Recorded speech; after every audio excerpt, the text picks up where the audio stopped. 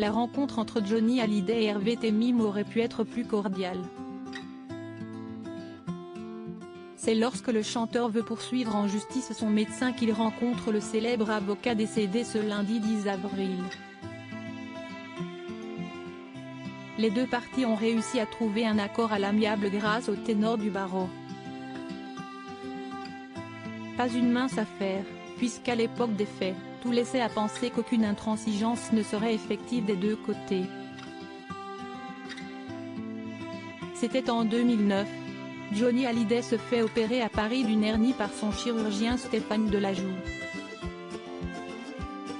Mais 2 semaines après être passé sous le bistouri, le chanteur qui part à Los Angeles est victime d'une grave infection. Les médecins américains le plongent alors dans un coma artificiel. Les soucis de santé du célèbre rocker font rapidement la une des journaux, qui s'en prennent au docteur, et Johnny Hallyday qui veut ensuite aller devant le Conseil de l'ordre des médecins. Mais face à la pression médiatique qui qualifie Stéphane Delajoux de boucher, ce dernier doit garder le secret médical et ne peut se justifier. Il ne peut pas avouer aux journalistes que son patient s'est enfui de l'hôpital avant d'être retrouvé ivre-mort. C'est alors qu'intervient l'avocat qui va mettre fin à toutes ces tensions.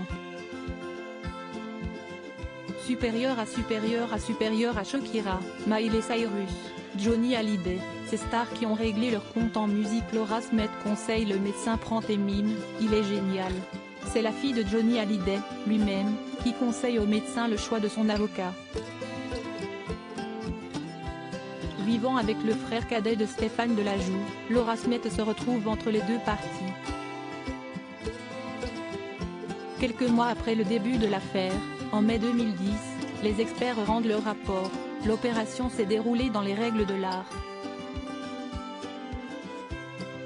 Laissez-moi une minute. On va commencer à communiquer, lâche Hervé Temim en se tournant vers son client.